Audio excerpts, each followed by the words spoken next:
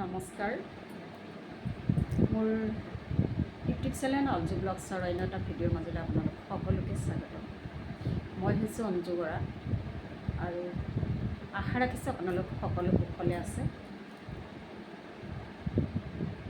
আজি মই আপোনালোকৰ লগত অকণমান কথা শ্বেয়াৰ কৰিবলৈ লৈছোঁ। আমি জীৱনত কিদৰে সুখী হৈ থাকিম?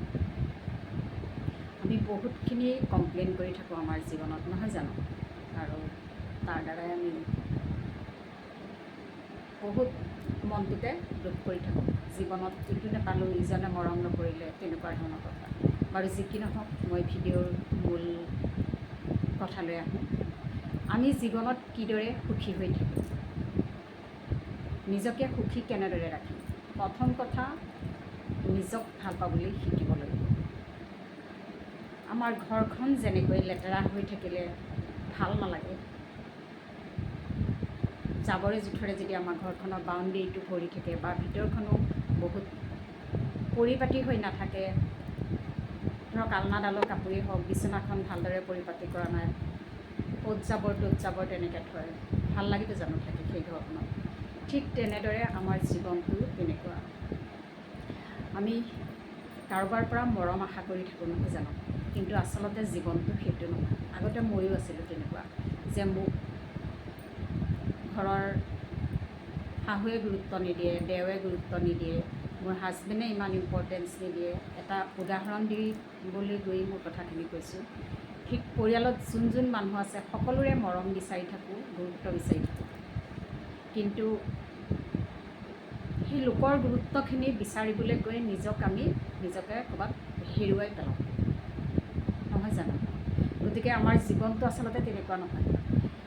মই যেনেকৈ উদাহৰণ দিলোঁ যে ঘৰ এখন যেনেদৰে পৰিপাটি কৰিব লাগে, ঠিক তেনেকৈ আপুনি যদি নিজক ভাল পাবলৈ শিকে, তেতিয়াহ'লে নিজক যিমান ব্যস্তৰ মাজতো নহওক অকণমান সময় দিব। আৰু সেই সময়কণ হৈছে নিজক পৰিপাটিকৈ সজাই ৰখা। যেতিয়া নিজক পৰিপাটিকৈ সজাই ৰাখিব, নিজৰ লগত কথা পাতিব, আৰু আইনাখনত আপোনাৰ এই পৰিপাটি চেহেৰাটো আইনাখনত চাবচোন, কিমান সুন্দৰ লাগিব।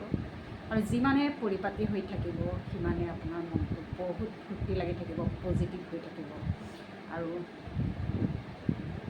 ভগৱানৰ লগত, নিজৰ লগত কথা পাতিবলৈ মন যাব। অট'মেটিক আপোনাৰ জীৱনত পৰিৱৰ্তন আহিব। আমি জীৱনত কেতিয়াও কমপ্লেইন কৰিব নালাগে। ভগৱানে আমাক বহুত দিছে, সকলো দিছে। আজি মোৰ শৰীৰ সুস্থ, মোৰ দুহাত আছে, দুভৰি আছে, দুচকু আছে। আমি উদাহৰণ হিচাপে যদি চাওঁ, এজন অন্ধ মানুহৰ কথা ভাবকচোন, তেখেতে চকুৰে নেদেখে, ইমান সুন্দৰ পৃথিৱীখন তেখেতে চকুৰে নেদেখে, তথাপিও তেওঁলোকে জীৱন জীয়াই আছে, জীয়াই থকা নাই জানো? ঠিক তেনেদৰে ভৰিয়ে খোজকাঢ়িব নোৱাৰা মানুহবিলাকে কি কৰিব, আমি যদি ইমান কমপ্লেইন কৰোঁ?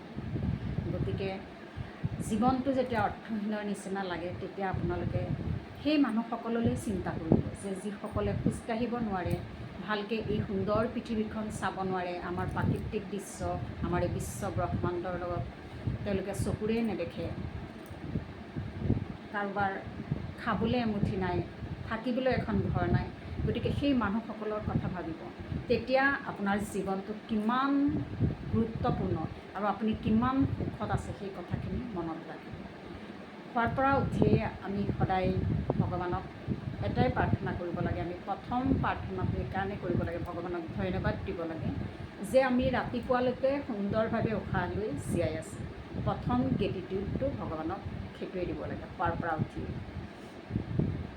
সুন্দৰ এটা পৰিয়াল আছে, আমাক খাবলৈ আহাৰ দিছে, থাকিবলৈ এখন ঘৰ দিছে, পিন্ধিবলৈ বস্ত্ৰ দিছে, দুহাত দিছে, আমাৰ এই শৰীৰটোৰ প্ৰতিটো অংগ সুস্থ হৈ আছে।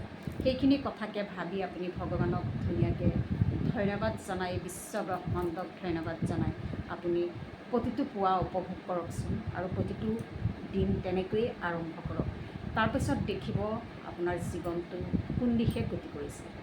আৰু এই কথাখিনি মই মোৰ নিজৰ লগত এক্সপিৰিয়েঞ্চ কৰিহে আপোনালোকৰ লগত শ্বেয়াৰ কৰিলোঁ।